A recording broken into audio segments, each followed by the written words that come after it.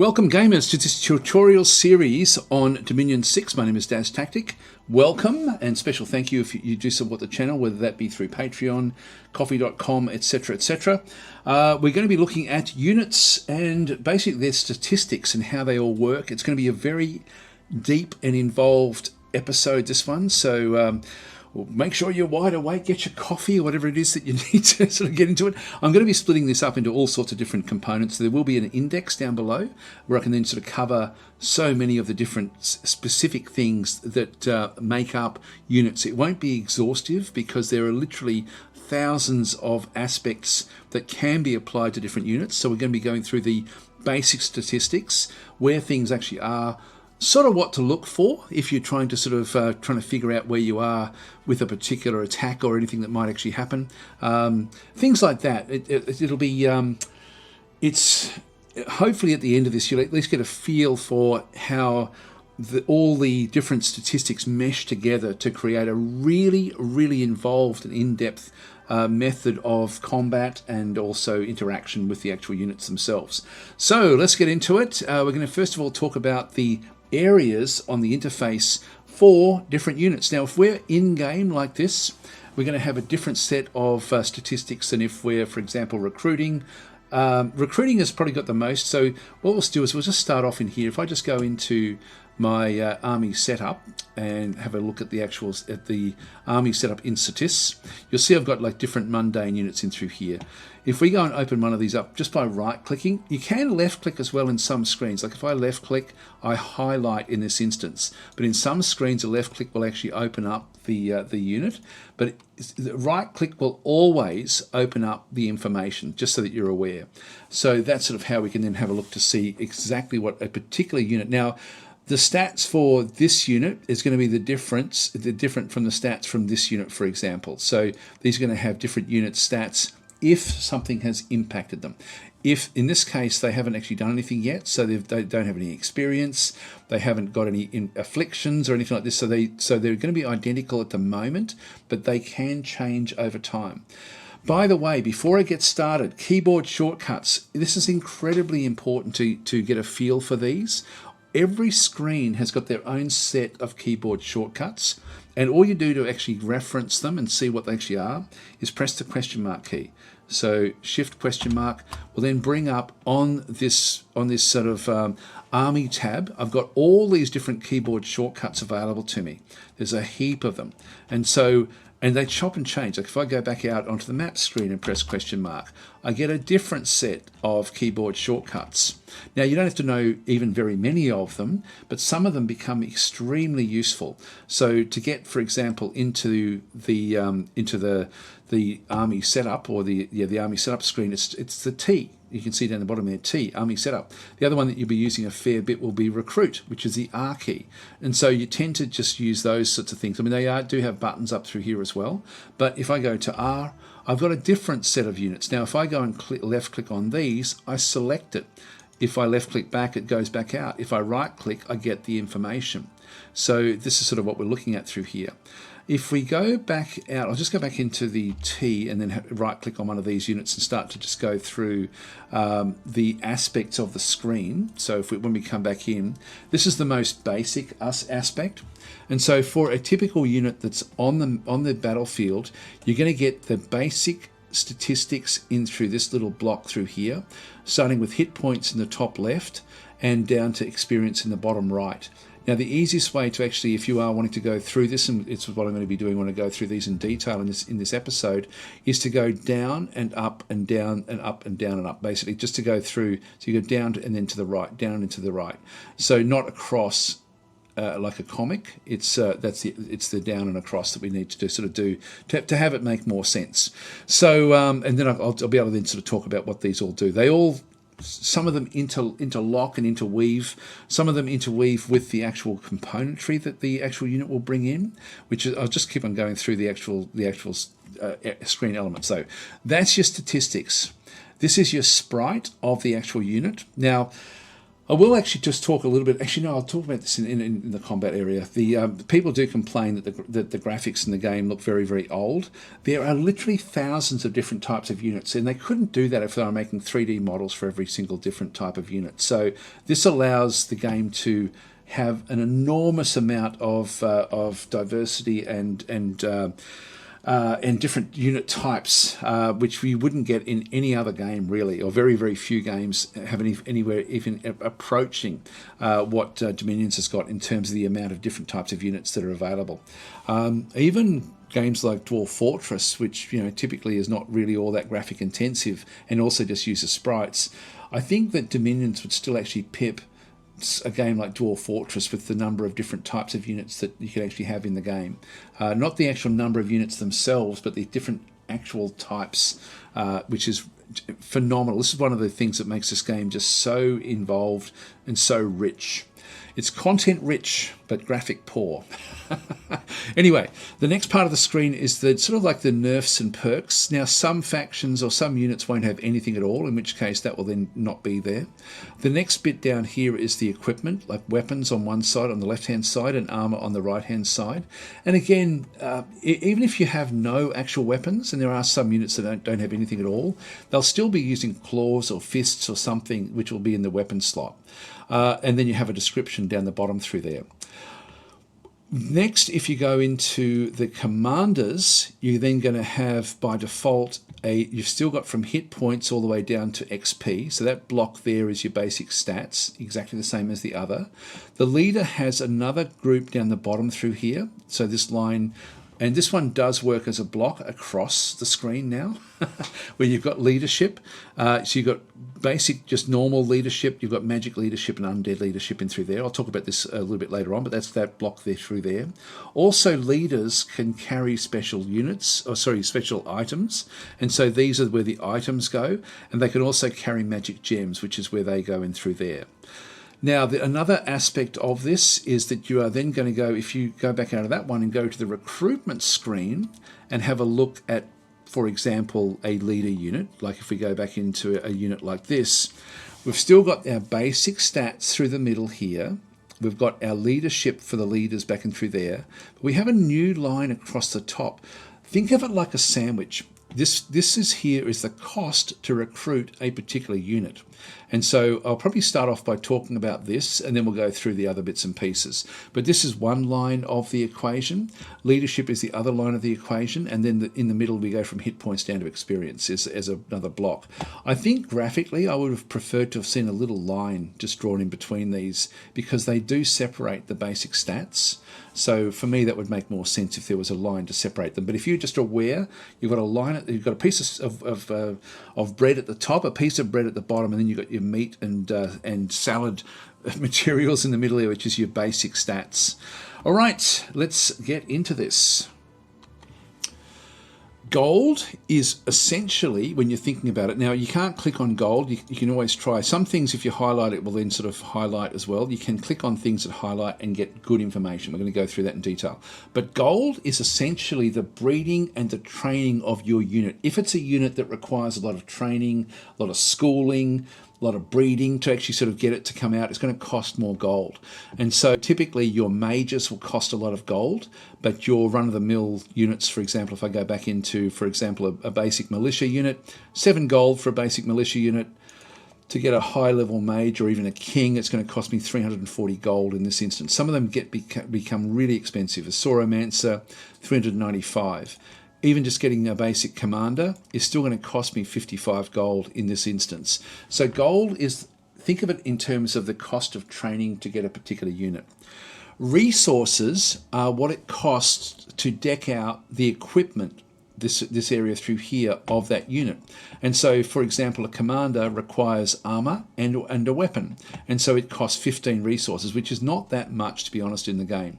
There will be other units that will have even more. This one here, for example, the Lizard Lord, has got 21 resources, a bit more training with this particular one, a bit more resources. And so this one has just a falchion, but better armor. And so the resource cost goes up a little bit more. If we find something else, like a magic user typically won't need anything. So in this case, he's just wearing a crown.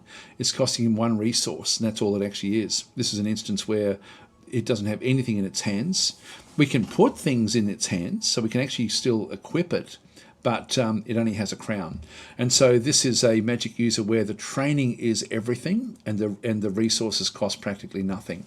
Now this isn't going to be important in the next episode or the next video, because we're going to be then talking about how to evaluate your starting faction, and getting a feel for the resource versus gold cost of units is quite important when you're doing that. So anyway, that's the resources come down to what they're equipped with. Some units, some factions have got extremely strong units natively, like for example this runner for example is going to have practically no resources, but it does cost a little bit of gold. So this is sort of like something that's going to be fairly fast and be able to sort of then do different things. Every faction has got like a very different sort of feel about it. Now the recruitment points come off the pool of recruitment for the actual location that you're trying to recruit from. In this case, at Satis, we have 341 recruitment points for our basic units, and we have 2 commander points for recruitment for the actual commanders. So if I go, for example, and grab a commander of Satis, I've got 1 recruitment point. I could, if I wanted to, get in 2 of those in this particular turn. Like if I go and click on that twice, bang, in she comes, I can get 2. If I go for a third one, it will come the turn after. If I go to some of the other ones that will actually have, this one's got a recruitment point of 1, so I could actually go and grab one of those, and I can get both of those next turn.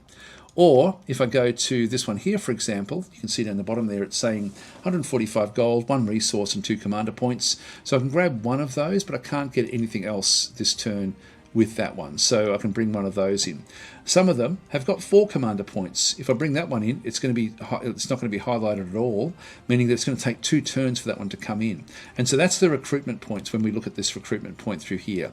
This line only shows up essentially in the in this screen for recruitment, but also when you're evaluating the faction, before you start a game, you will actually see these as well in that particular screen. I think you do. I'm pretty sure you do, because it's important to be able to know what the cost actually is to bring them back in. Now, different things will affect the recruitment points of a location.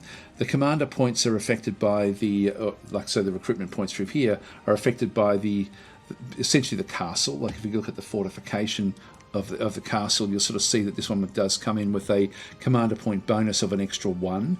Natively, everything can have 1 commander point, no matter where it is. But in this case, this fortress is boosting that by 1. Now, that's typically what you find. There are some forts that will boost it even higher, and some will have 0 as well. So this is actually where we get the extra recruitment points. I'm going to be fairly thorough with this and cover different things that maybe in other episodes, but that's how the recruitment then works. And so, again, when you're evaluating that cost, the gold versus resources is really important, not so much the recruitment amounts that you sort of then find. Okay, let's get into the basics now of the actual units themselves. In fact, we might do leadership while we're just doing leaders here. Yeah, let's get the leaders out of the way. So if I go back into Bitrimki again, I can just go and right-click on the unit and bring up this particular one. We no longer have its recruitment amount because we don't need it anymore. In this case, all we sort of see is the leadership figures down the bottom through here. And so this one here, we've got normal leadership of 75, magic leadership of 0, and undead leadership of 0. So this one cannot control undead or magic units, but it can control normal units.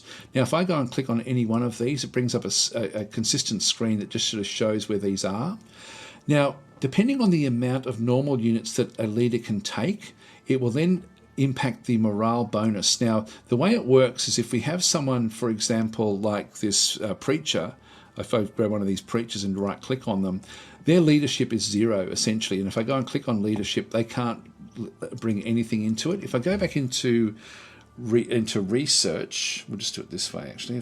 Not research. If I go back into recruitment, press R, and have a look at, for example, this Sauromancer, and right-click on it, you'll see it's got 10 leadership. But it's also got, it can actually lead undead and also lead magical units. But if I click on leadership in here, what I see is I have a squad morale bonus of -1. It impacts the morale of the squad because it's not really a good unit at leading troops.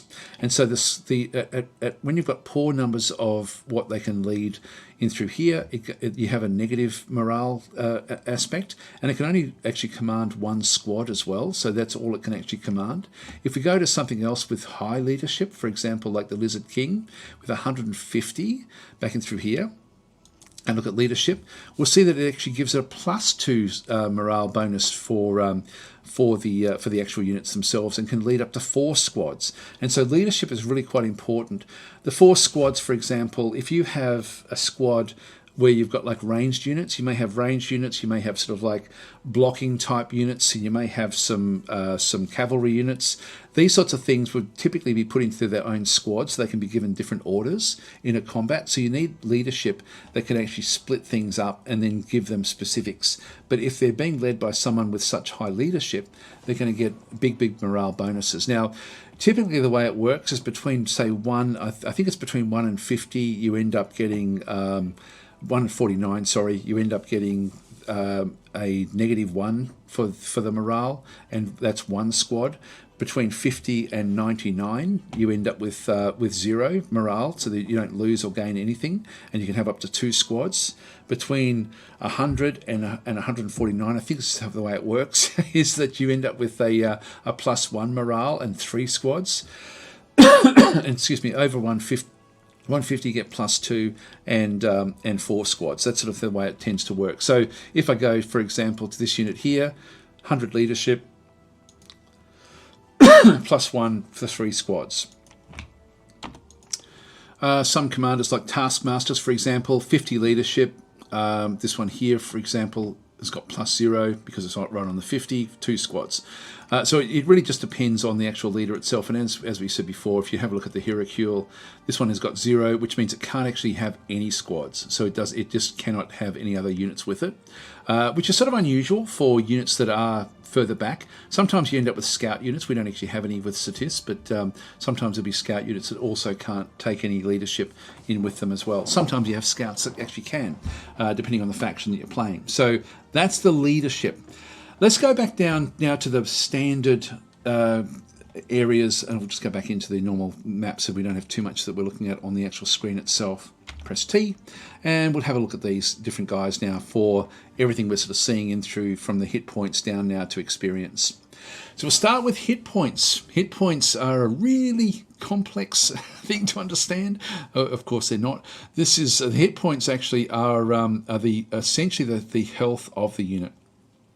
And so in this case, our light infantry have got a basic maximum hit point of 11 and a current hit point of 11. They're not damaged in any sort of way. So hit points represent the amount of damage that a unit can withstand before dying. An ordinary human soldier has about 10 hit points, a giant about 30 hit points, and a dragon typically over 100 hit points. Now, if we go back out and have a look, for example, at Echidna's hit points are going to be impacted by a couple of other factors. So when we have a look at this one, we've got 121 hit points. So let's just talk about what the difference is with this particular character. And so when I click on the hit points in through here, the basic maximum hit points is 110, yet we have 121. We have a Dominion bonus of +11. This is our Pretender God.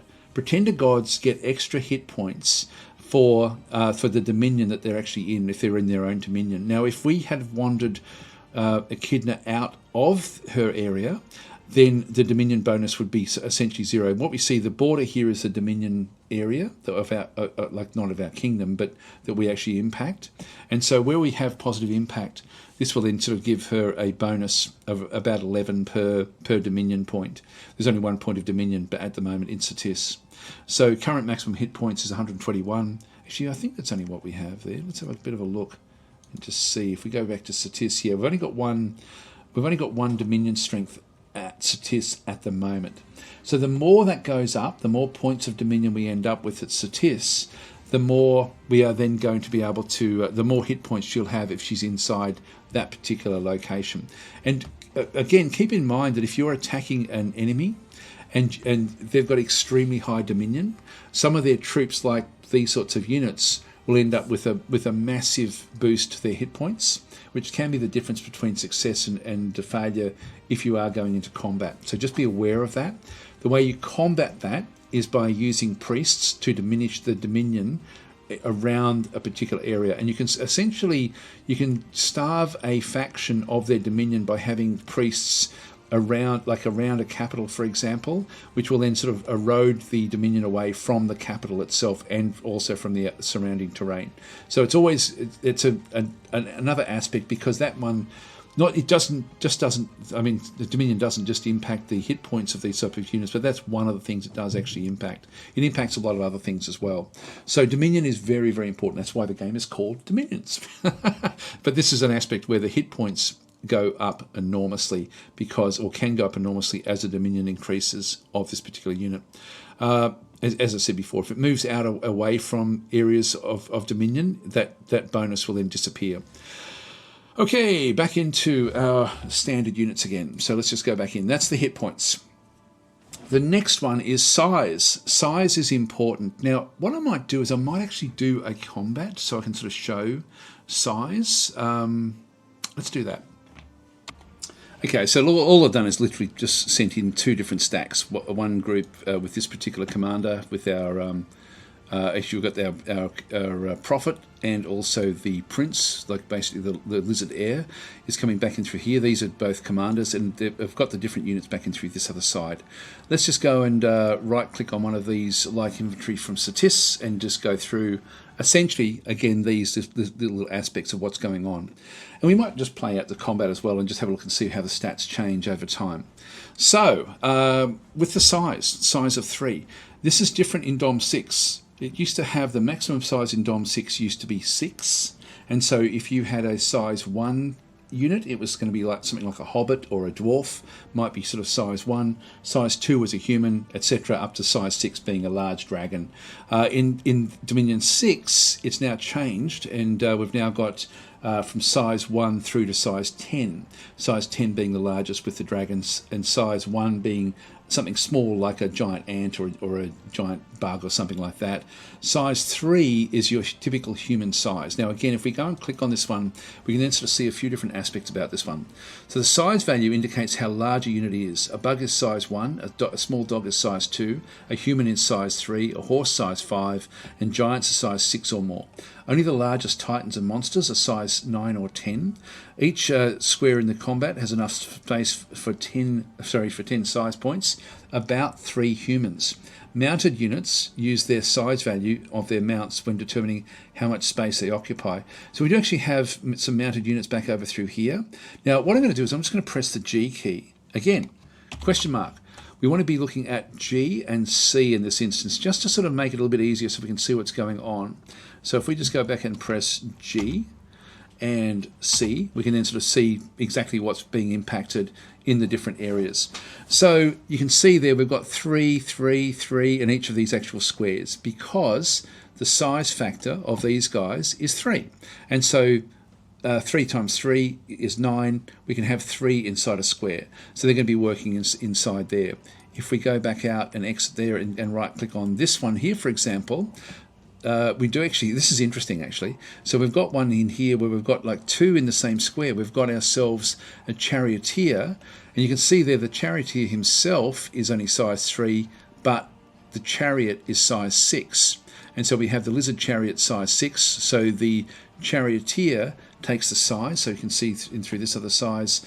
Mounted units use the size of their mount when determining how much space they occupy. And so in this case, we actually have, if the mount gets killed, then the charioteer will then just fight on foot, and so then it will only be size 3. But in this instance, this can actually zip on past, and if we've got one extra unit through here, a light infantry, which is size 3. So we've got 6 for the chariot, plus 3 gives us 9. So we can still actually have that one through there.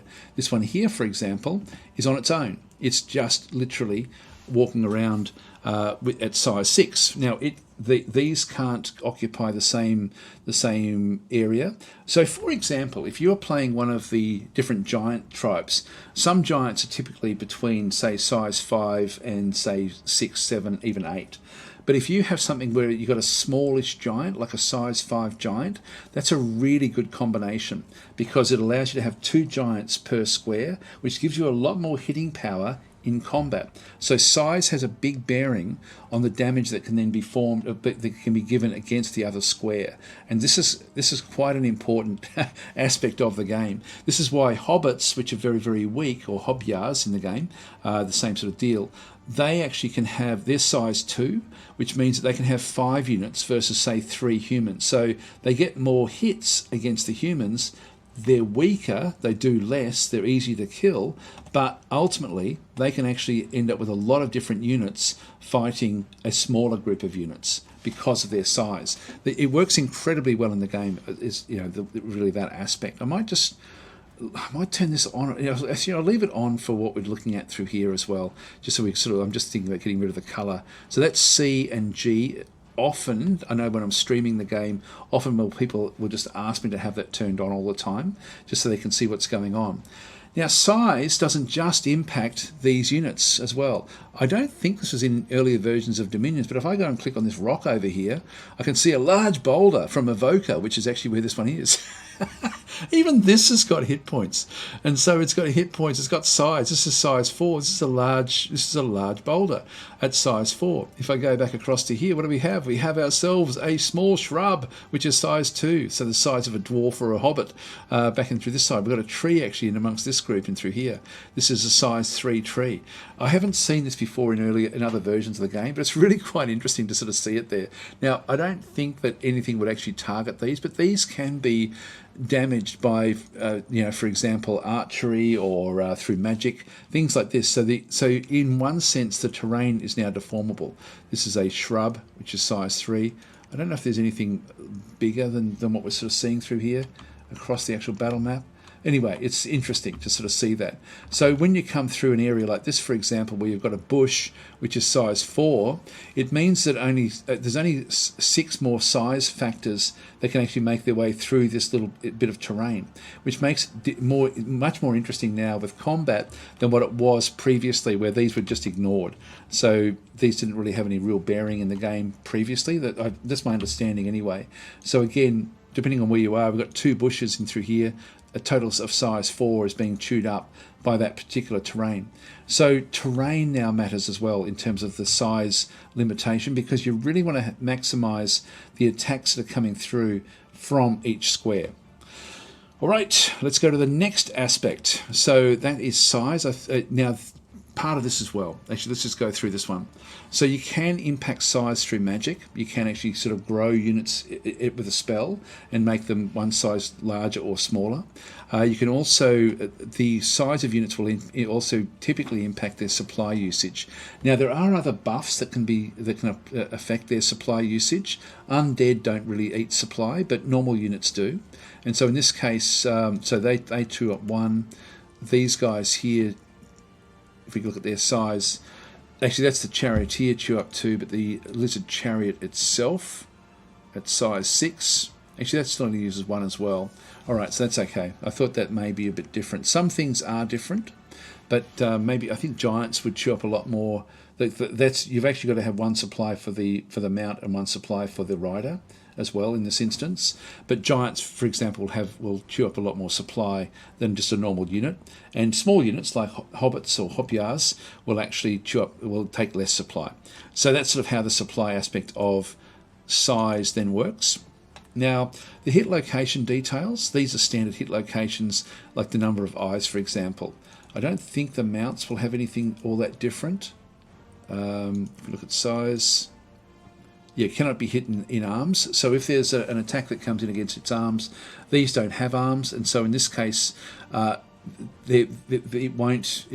attacks won't actually damage arms because it doesn't actually have any. It only has legs, and it still has 2 eyes. Eyes can be hit and damaged. In the it's got lower head in through there as 1, so it's easier to reach and hit the head of this unit than a humanoid of the same size. So even though it's a size 6, its head is down towards the ground, which does make it easier to hit. So even the size also, actually this is important, the size also impacts what can be hit. So for example, a small unit with just a sword you typically can't hit the head of a giant.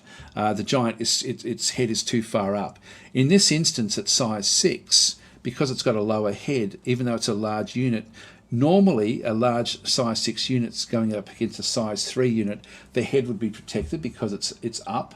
But in this case, the head is down because of the type of mount that it is, and so it can be hit. It reduces the size factor by 1. So it's still going to be high, but just not as high.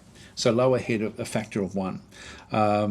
Can't really sort of see that. You see it here. So you can see it's easier to reach and hit the head of this unit than a humanoid of the same size. This value is added to the length of the attacking weapon when determining which hit locations can be reached. And so the length of the weapons, again, if I just go back out to these units, this is where the length of 3 will then be added to the size of the unit. And so a size 3 using a spear can hit a size 6 head. So that's sort of, it's funny how it all works, but that's typically, it's so detailed when we get into the combat. But I'm going to be going through that in detail when we actually do the combat session, which is going to be a fair few episodes away. There's a lot to cover before we actually get into the actual combat itself. All right, anyway, size has a lot of different bearings in terms of essentially the firepower of the grid that you're actually fighting from, to how, what can be hit by different units as well. So there's a lot of different aspects in through there. You can see there for light infantry, it's just got the standard hit locations of typical things. I don't think there's anything else in here that would sort of be, I don't know about the size. Actually, that's light infantry. If I wanted to go to the tree and look at size. So can it be hit in legs, arms or head? And number of eyes is 0. So basically, it's just essentially just got a torso is all it really has. So this is interesting to sort of see. So you do actually have percentage chance to hit these different areas. Again, I'm going to be covering this when we do the combat. So for more detail about this, I'll actually cover this in combat. So that's where we are with that one. Now, for the next thing, I think what we'll do is we'll use the city guards as a bit of an example in through here. I'm going to now talk about protection, defense, attack, and strength. I might do it in this order. I'm just trying to think of the most logical way of doing this. So let's start with strength, and then we'll come back and we'll sort of work our way back through to protection. So strength is like you've got basic strength, current strength, and through here. This also then can impact what happens with sieges. Now, some units are good at sieges and some are not good at sieges. In this case, this unit is a good siege unit. Typically, the attack will be half for siege defense. So for most units, it's going to be 1 and 0.5. If we have a look at, I might as well just cover siege in through here. So siege strength is used when trying to break down the walls of a besieged castle. The sum of all sieging units' siege strength is compared to the sum of the defending unit's siege defense, and the difference indicates how much damage the walls will take. And so it's literally, there's nothing random about it. It's how much siege strength you bring to a fight, and how much siege strength is in the castle to protect it. Now, in this case, if we just press escape, we will find that this particular city guard unit has got a special ability, castle defense bonus of 1. And so what this one does is this unit is very effective at defending castles. Each point of this ability is about as effective as one human defender. And so a human defender defends typically at 0.5, and one of these units typically, if we go back into a basic Cetician lizard man, will have a strength protection of 0.5. And so by having, and this is typical of a human as well, so basic strength is 10 and the siege strength is 0.5 for most units. But for the guards, they're very good at defense. And so these are great to leave. This is why they are a guard, and they're great to leave back in your fortifications if you need to be bolstering, if there's going to be sieges coming up against you. They're no better than these guys at laying a siege, but they're certainly good at defending a siege. Now, strength itself represents the physical might of a unit. A high value indicates that the unit can damage even heavily protected troops. The strength is added to the weapon damage when total damage is calculated. A normal human soldier has a strength value of 10. And so what that means is, for example, and this is just an easy example, we can see there that this shield has got a damage here of, sorry, not the shield, the spear has got a damage of 13. If I go and click on the spear in through this other side, we'll see that the actual base damage for the spear is only 3. but the strength of the unit is 10, this gets added to it, and that's the actual damage value that can be applied in an attack. Now, this is a random number that is thrown to sort of get whatever the actual amount will end up being. And so I'll be doing this in depth when we do our combat videos. There's going to be a fair few episodes away, but I will be going through in depth how this gets applied. But just be aware that this high strength, if we have, for example, this unit here, and we go to the actual lizard chariot, where the strength is higher than average, you'll sort of find that they've got a basic strength of 14 for the actual chariot itself. You can see there that for laying sieges, this is very good at 2, but the siege defense is terrible, so it's not very good at defending. When that is applied, we can have a look and see that it's got a bite, and the bite has only got a damage of 2. We add in our strength factor, and so this particular mount can actually aid in the attack with a bite. The 14 strength of the size of the unit gets added to the 2 of the bite, giving us 16 damage. So it's a very, very simple calculation with strength. And so as you get sort of like, we don't have any giant units in through here, but a large giant, wielding just fists can do enormous amount of damage compared to a smaller unit, with an actual sword. We don't actually have any sword units. Actually, we do have these. These are using falchions. They've got spears and javelins, actually, so no, even they don't have it.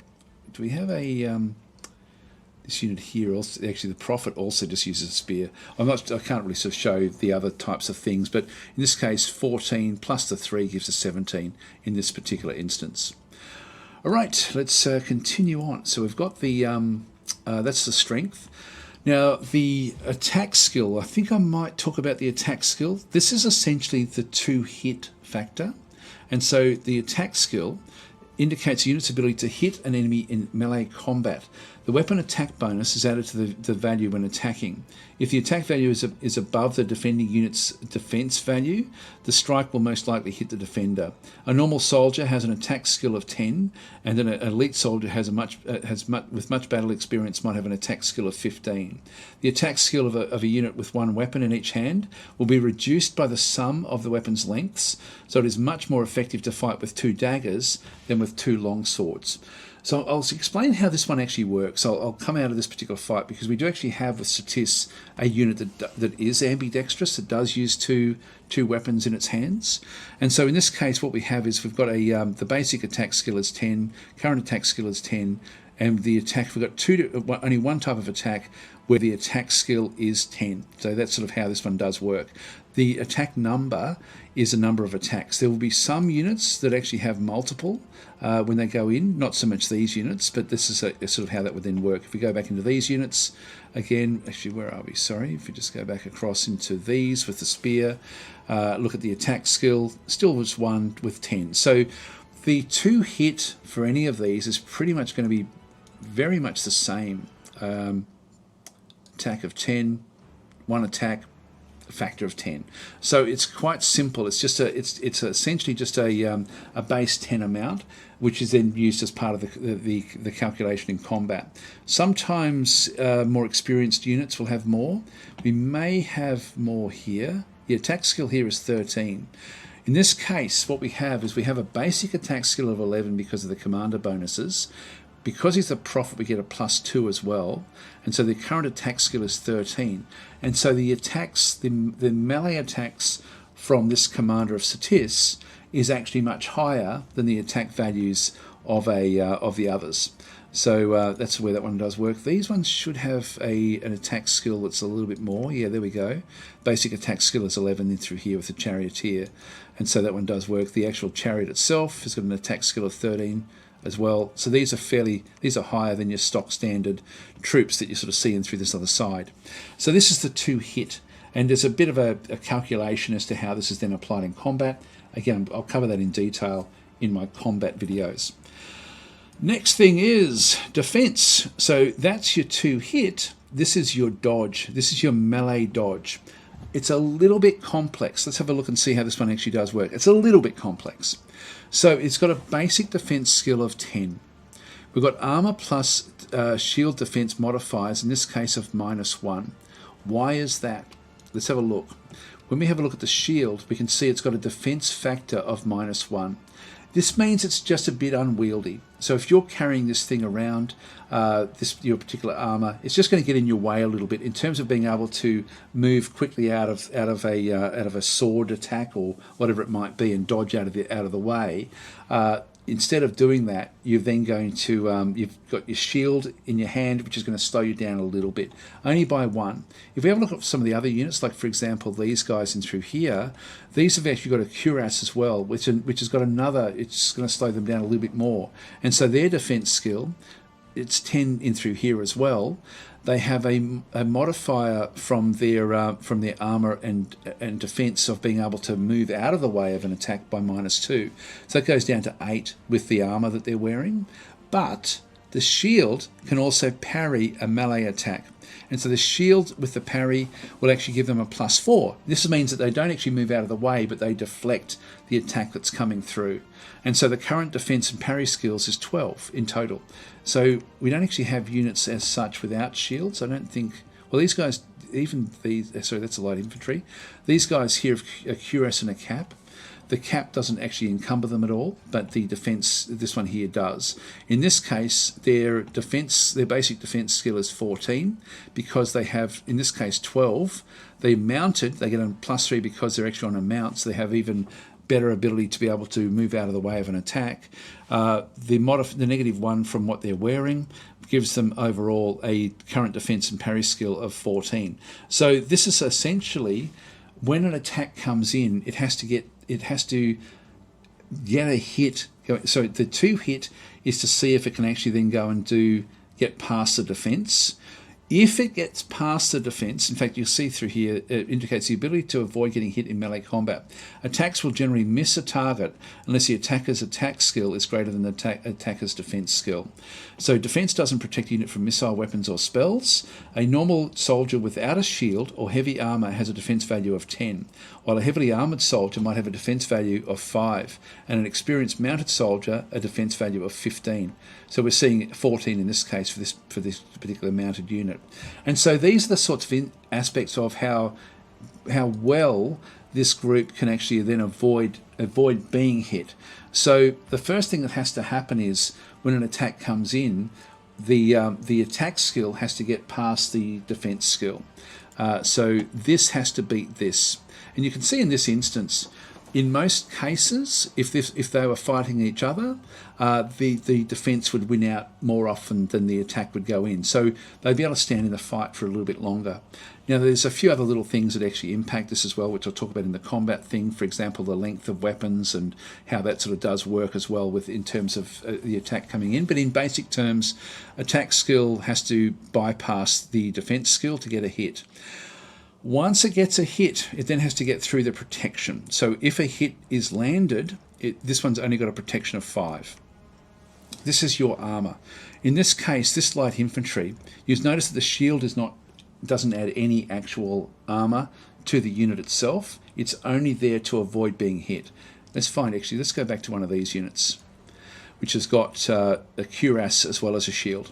In this case, the defense skill is still fairly good with dodging, but the protection is only 12.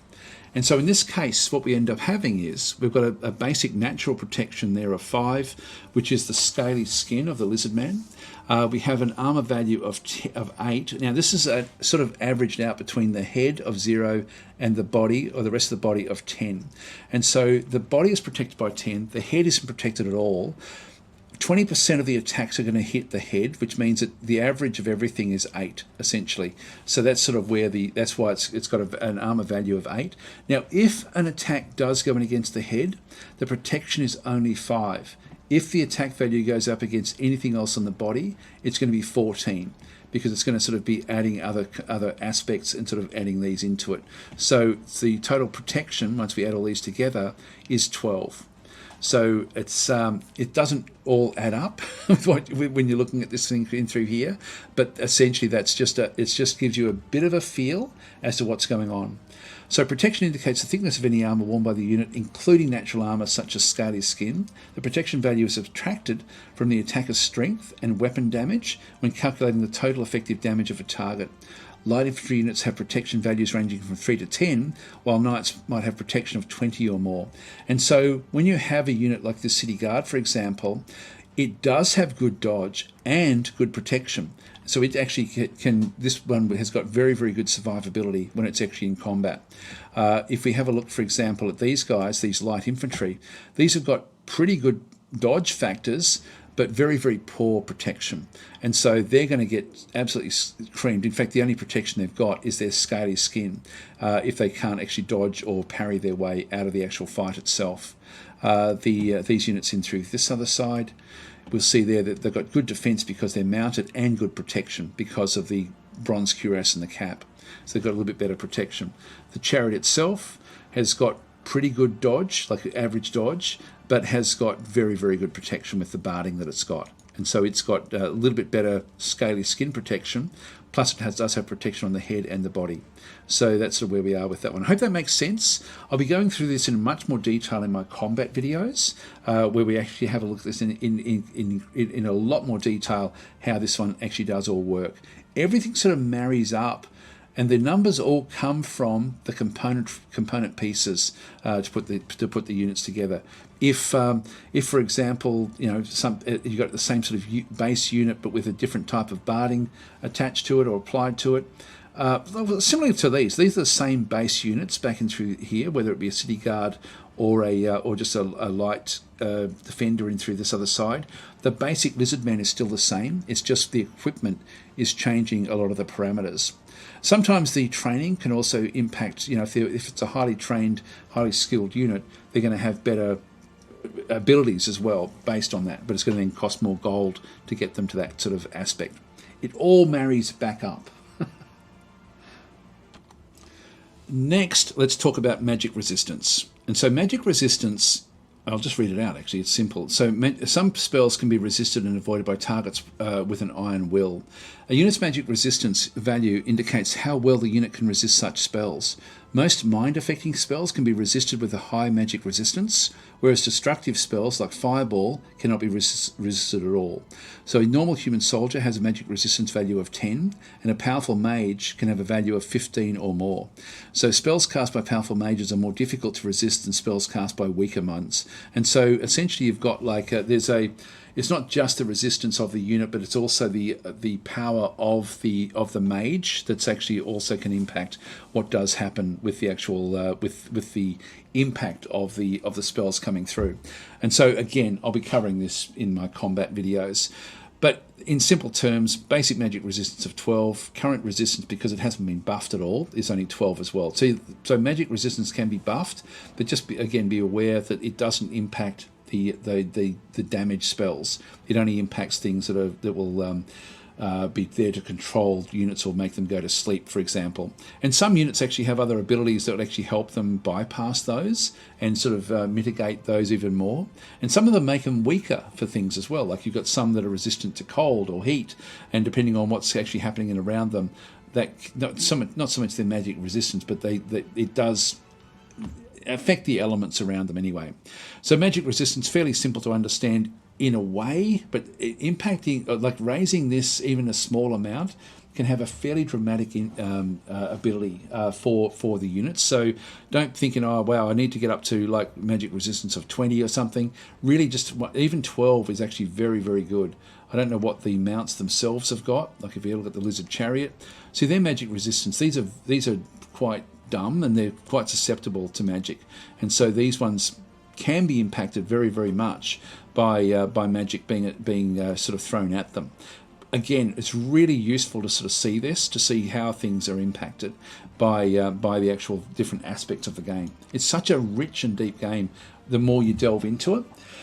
Right, the next thing is morale. Morale is an interesting one. This is actually something that I will play out this battle actually, and we'll have a look at the way that morale is impacted as we actually play it out. But let's have a look and see how it's defined to start with. So morale is the so a unit's morale value represents the courage and valor of a unit.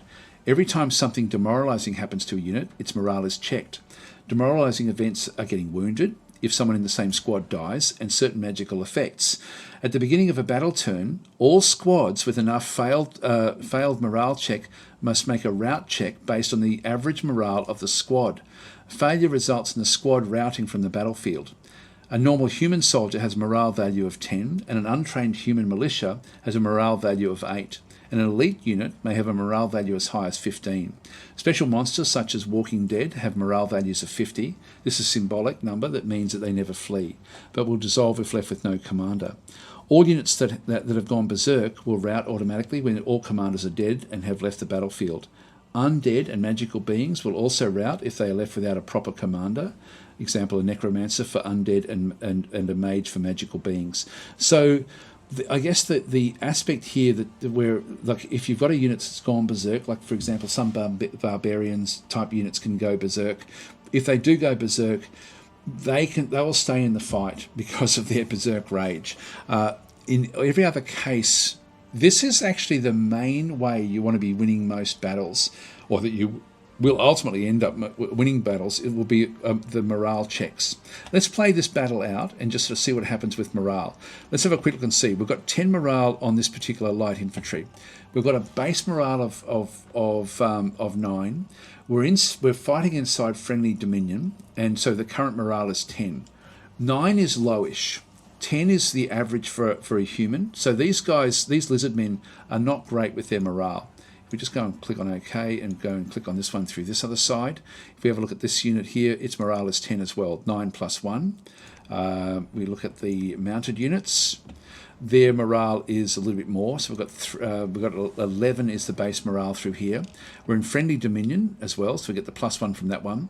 We have the squad morale bonus of +1, okay, and I'll show you what that is in just a minute.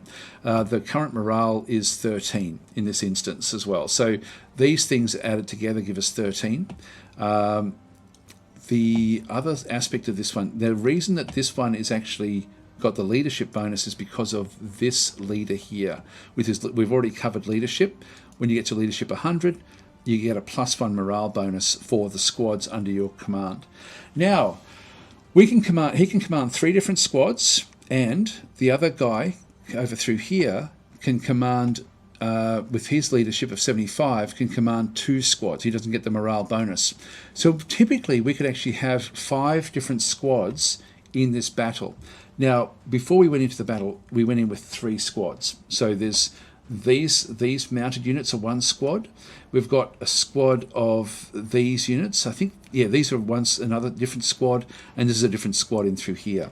Now, you may sort of think, okay, to get around this whole morale problem, why don't we make lots of little squads? Or why don't we make one massive big squad? It's dangerous to do things and try to game the game. You don't really want to be doing that with this, because it doesn't just, when enough squads rout, the whole army will rout. So it's not a matter of having like lots and lots of little squads and letting the little squads rout. Initially that's what will happen, but ultimately the whole army will rout. So as individual squads take rout and leave or start to leave the battlefield, the other squads will then have to start doing morale checks as well. So that's why you don't want to have lots and lots of little squads, even though when we read about morale, and there's a fair bit to read in there, it sounds like that would actually work, but it doesn't. So it's sort of just be aware that it's not just at the beginning of a battle turn, all squads with enough failed morale check must make a rout check based on the average morale of the squad. But it goes beyond that. So it does also, the squads have to start doing morale checks anyway. Let's just do this one. This one should be an easy-ish battle for us, I think. Let's just go and play this one out. I'll talk about movement as well in a little while. These ones sort of race ahead. I didn't position these at all. They're just going to do random stuff at the back there. We're seeing combat coming in. I only want to look at the morale. These guys are zipping across into here. Now we're taking damage and we're smashed into these. If we have a bit of a look, we can see there that these guys have only got a morale of 9. Now these have got a morale of 10 normally. These are in hostile dominion. They're inside our dominion. The squad morale bonus is also -1. The leadership that they've got is making them go lower. But this is their home province, so they have +1 in through here. And so they've got a morale bonus of 9. Now, as they start to take hits and as they start to lose units, they're going to have to start doing morale checks every combat round. Now, if I press the R key in through here, I'm going to get the combat round showing back up over here. So every combat round, they're going to have to see if they have to check for morale. Let's just keep on going. Now it looks like our units actually failed their morale. So we actually came in and we failed the morale check. Our morale has changed to 13. Sorry, has changed to red, which means that we failed it. So these guys are going to try to root off the actual map itself, and so it didn't work for them in this case. They went in against superior numbers, and when we did take some damage, we have taken a little bit of damage with these units. You can see there the hit points are down a little bit. Actually, that one's okay. It may be the lizard chariot itself. The hit points in through here. Yeah, this one's taken a bit of damage, and so it's part of the. It then has to start to take morale checks. And so in this case, that would have been a very, very unlucky roll for that one to fail that quickly. But that sort of indicates sort of how the morale works. They're no longer going to fight in the battle, and they're now going to run through our troops. If these were troops that could trample other units, what they would do is they would start to destroy our units. By them routing back through because of this failed morale, you can see they've upset the grids. We no longer have a group of 3 in the front line. These guys are getting back together with their groups of 3. They've got 2 over through here, but they're starting to collect themselves into a more effective fighting force. This is going to, by having these route the way that they did, it then puts everything else it puts this line in danger unless these guys can all catch up. So we've got 1 versus 3 here now. We've now got 2 versus 3, but we're taking damage. 1 versus 3 back over there, 1 versus 3 there. Now we've got the 3s coming back in this other side, and we're now starting to sort of fight a bit more effectively. So our morale is still 11 back in through this other side. Their morale is 9. So once there's enough combat rounds that have taken place, at the start of every combat round, we'll just double check. So this is still round 5. This is round 6 now. Has anything changed? Their morale is still 9 back in through this instance. I think this is all part of one big group. And our morale is still 11. So nothing has actually happened. There's not been enough damage done just yet to this particular group. We're now doing damage. This is round 6. I'm thinking they're going to run it round 7. Round 7 is there now. I'll have a quick look and see. Yes, their morale is now, they've had to check their morale at the start of this round, and it's failed because of the amount of damage that the group has taken. So they're now going to try to leave the battlefield and run. This is more important. Getting these morale, like a group losing morale, is often the best way to win a battle. And so in this case, they're now going to start to run. Away they go. This group here have also lost morale, but they haven't actually started to run yet. There they go. We now follow through, and we'll now come up against these units if we don't take too much damage from the others. So they're doing damage to our units as we're coming back through. Now we're doing things like Sermon of Courage. I forget which units were impacted by that one. Morale of 11.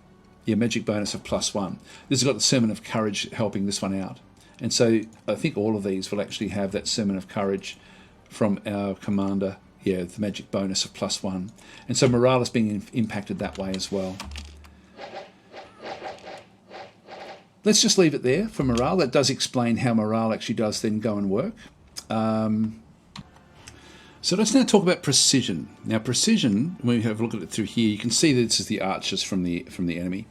We don't have any real ranged units at all from our other side. So basic precision is 10. Current precision is 10 through here, which is the average.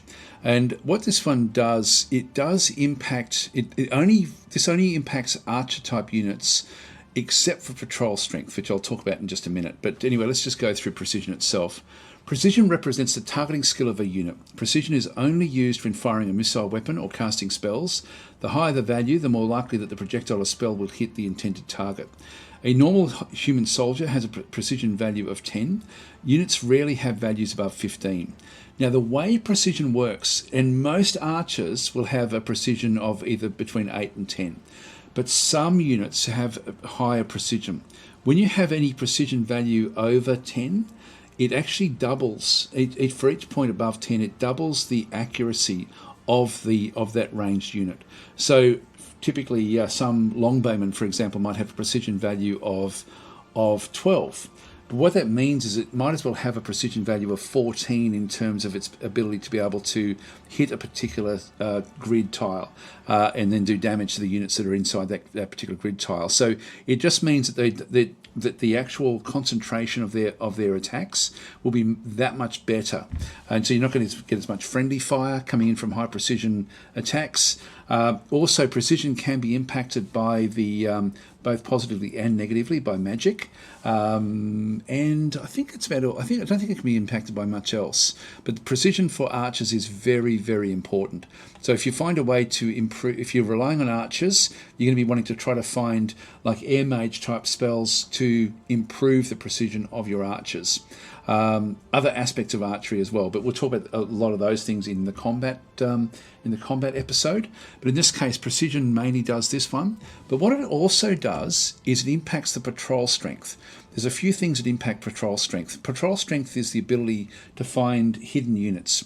And so patrol strength values are used when trying to find sneaking units and when reducing unrest, both via the patrol order. So you give a patrol order to a commander who may have a group of soldiers. In this case, because these guys with their precision, they've got a patrol strength of 1.1.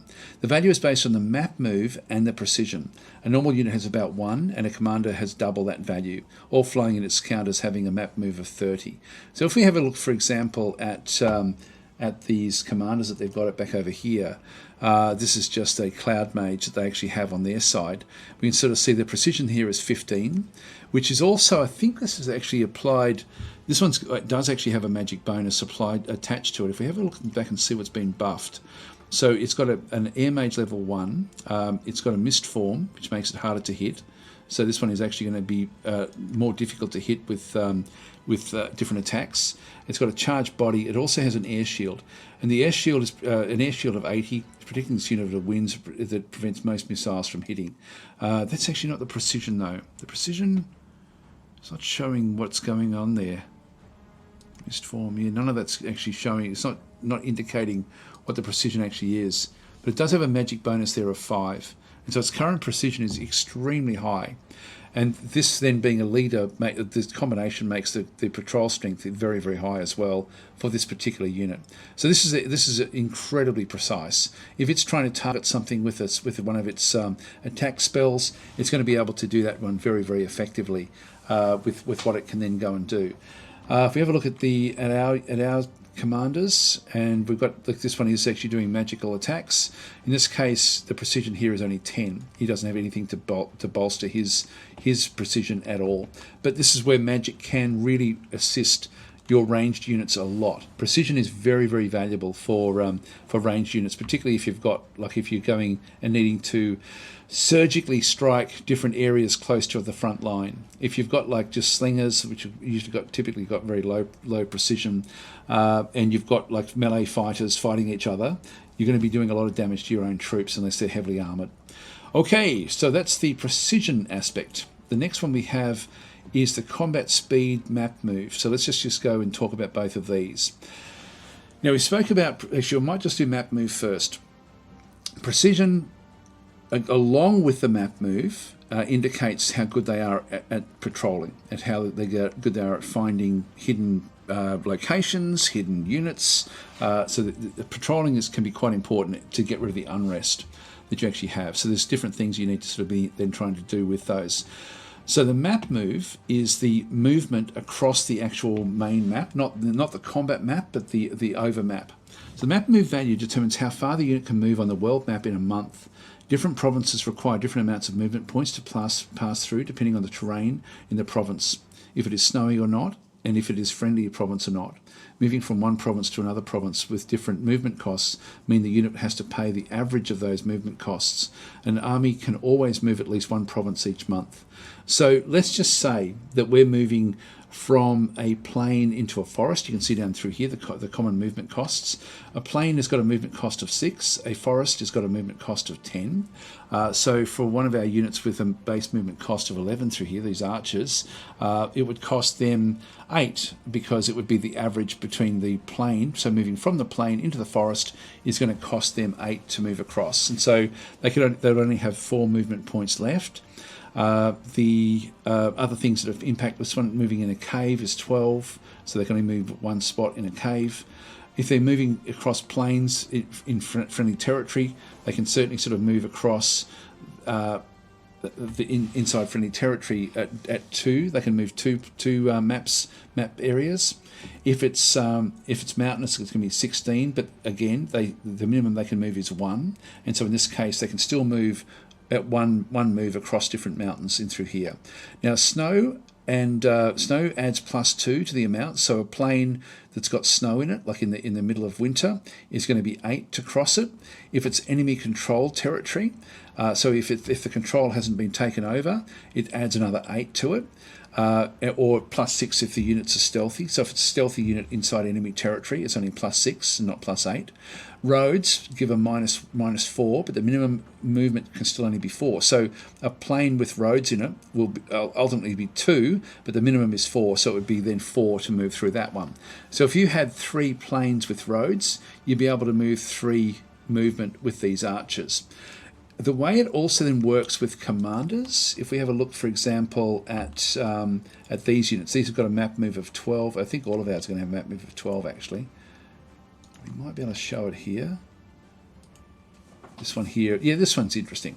This one here has got a map move of 16, and so it's got its base move is 16, but the Cloud Mage is controlling an army. And the slowest unit in the army only has a map move of 10.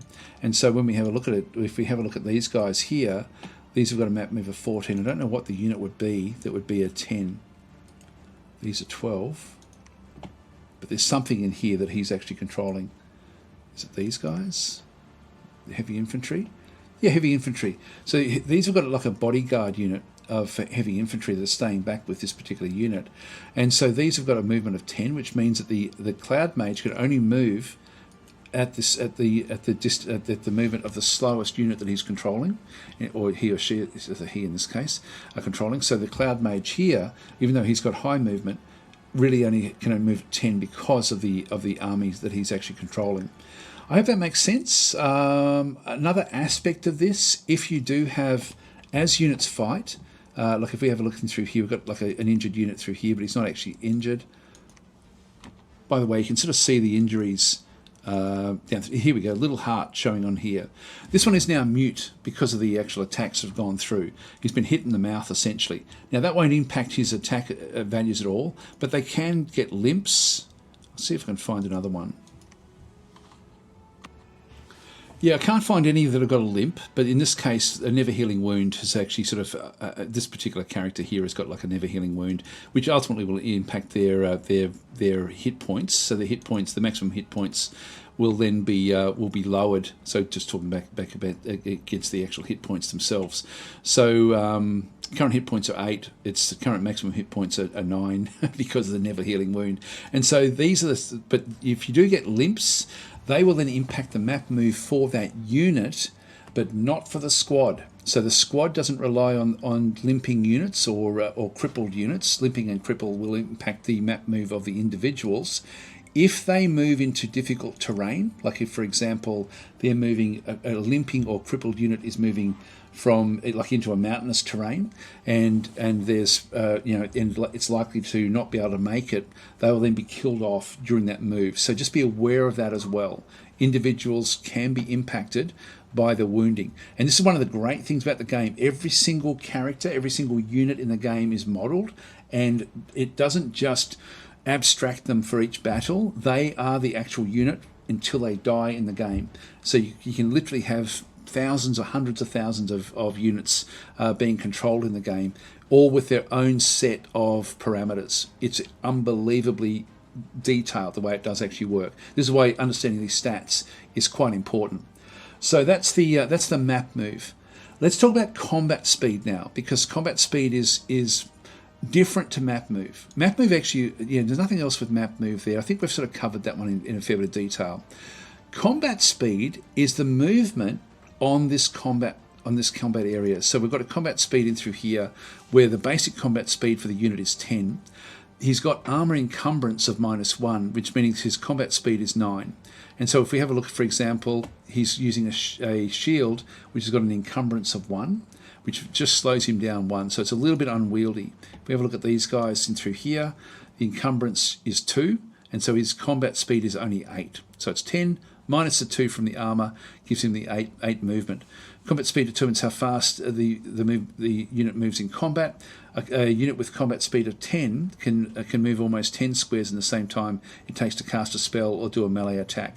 And so you get fairly high movement between the actual attacks, so within a combat round. Again, we're up to round 10 in this instance. So these are a little bit slower than these, and it's important to know what the speed is of your units as well when you are going into battle. So you can sort of try to time how far it would take for different units to match up and catch up with different units at particular points on the battlefield. So this is where you can sort of start to use this combat speed to your advantage. Combat speed can be impacted by items. It can be impacted, like if we have a look at this particular unit through here,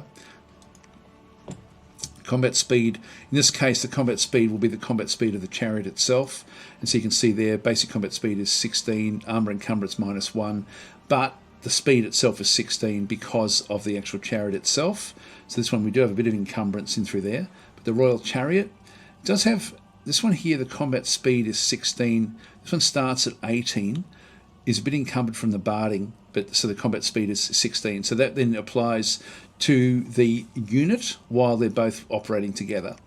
So again, combat speed will be then impacted by limping and crippled, and so they will tend to end up hovering towards the back as the rest of the army sort of streaming in towards the actual attack. So you can see there the difference between getting units in quickly, keeping cohesion with the actual units, trying to get them to be able to fight effectively is really, really cool the way it sort of does then go and work with those different aspects. Spells can impact combat speed, and blessing of sacred units can also, depending on what you're setting up, there's like a quickness bless that can be applied to sacreds. In some units, it gives them an ability to really move quickly on the battlefield, almost like foot soldiers almost moving as fast as mounted units. You saw at the start of this battle the mounted units, which are still, actually that's our commander, that they've already made it off the battlefield with what they're doing. So they're actually so that's actually sort of coming through. Oh, there's this one is a bird that's been summoned in, by the way. So this is a Black Hawk from Evoker. These ones have so there's a combat speed of 4. It should have it basically that for a flying unit, these actually move up, and then so they disappear for one turn and then come in and attack wherever they want to be attacking. So I think these guys are being summoned in, and so the birds are coming in and attacking potentially these commanders when they do get summoned in. So that will then disappear, come back in and probably land near the commander and attack it. So they can sort of fly anywhere in the battlefield during one combat round, and then they can just move around very, very slowly once they're actually on the ground. Right, that gets combat speed out of the way. Next one is Encumbrance. Now the Encumbrance, if we click on this particular unit, this is just light infantry. Encumbrance will tend to be, so the basic encumbrance is just 4. So I'll just read this one out. Encumbrance values indicate how fatigued a unit will get from one round of melee combat. The encumbrance value is strongly affected by the amount of weight of armour that a unit is wearing. Spell casting in armour is very demanding, and the caster suffers from twice the normal armour encumbrance. Some magically animated units have an encumbrance value of 0. This means that the unit will never get exhausted from melee combat. Spell casting will result in the normal amount of fatigue given to units with 0 encumbrance. So in this case, what actually happens through here is the basic encumbrance is 4. It means that for every melee attack we're going to get 4. We also then have +1 because of the armor and shields, which is showing in through here, the extra encumbrance in through there as well. And so so the encumbrance in through this side is 5 for an attack. If they were spell casting, it would be 6 for what they then get to do. If we have a look back at the one that is actually casting spells for us is back in here. And so this unit, this is our prophet. In this case, we have an encumbrance of 7. And so it's got 4. The shields and armor is +3. The melee encumbrance is 7, but the spell casting is going up because it's now 10. And so what this one does, it will then start to add to the fatigue of the unit as it keeps on casting its spells. And that brings us to the next aspect. You can see down through here, the blue line underneath there is fatigue. And so encumbrance for spellcasters, often these will actually get fatigued very, very quickly. Now, fatigue will also impact the defense of the unit. Now, we're not seeing it too much there, but ultimately these become easier to hit.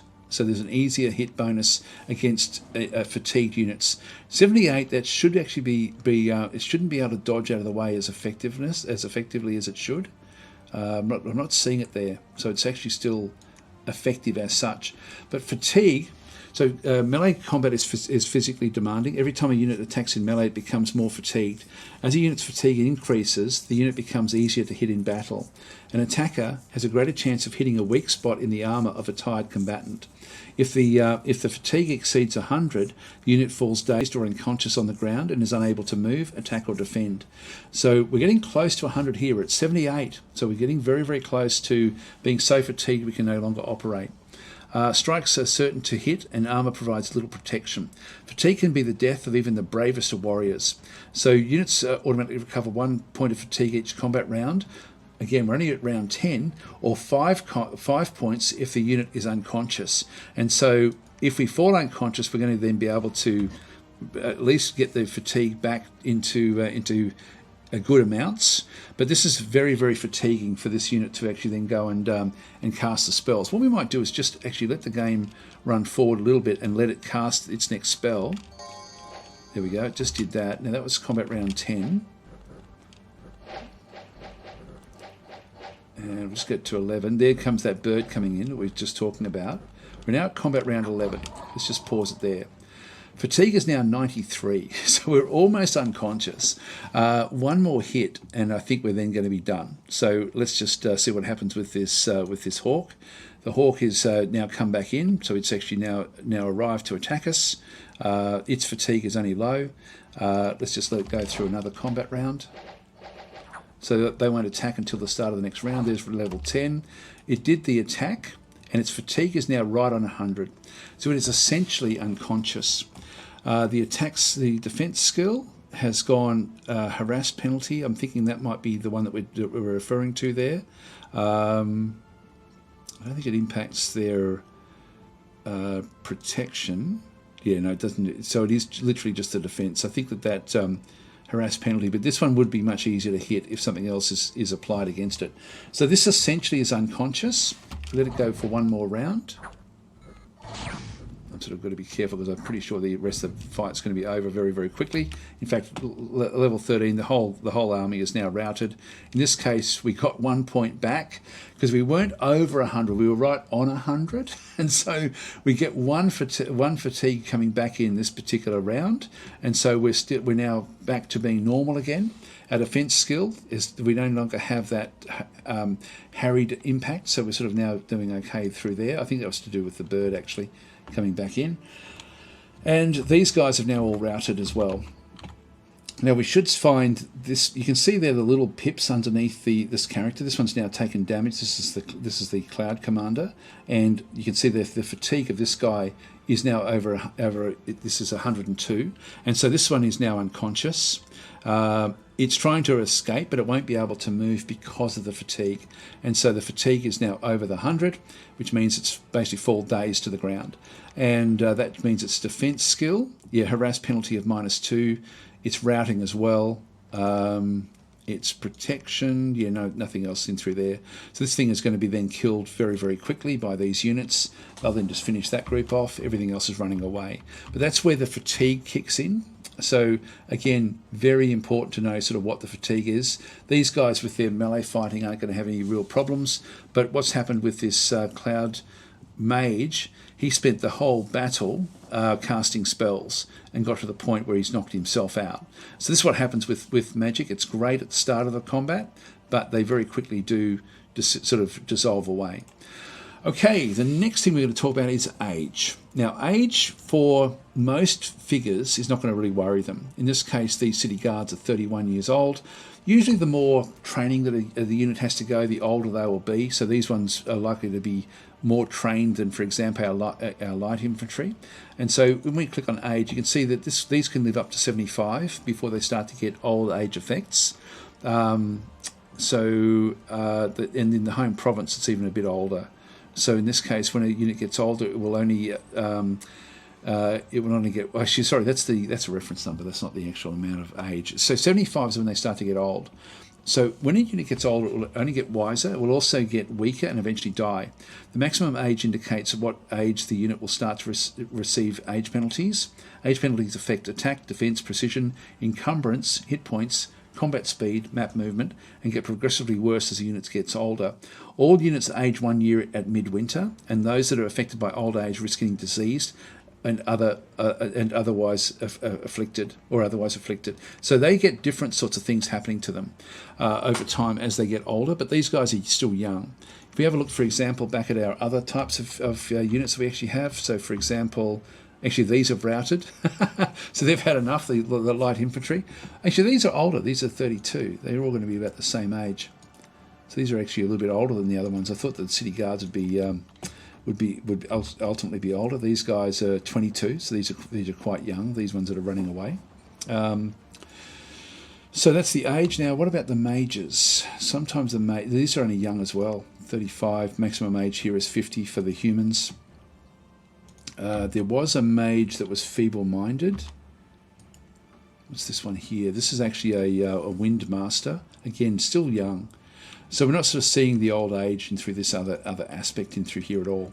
But some factions start with old units and they will die very, very quickly. So just be aware of the age when you are selecting units. In fact, we might leave this and go back out now and have a look at that. Yeah, look, what I've done is I've just started up another game playing as Ermor this time because I know that I can get some old age units in through this one. So we've got one that's 92 years old back in through here. This is the Archbishop of the Sacred Shroud. And so his age is 92, but his maximum age is 90. So at 90 he starts to sort of take the effects of old age. So he starts off the game with an old age.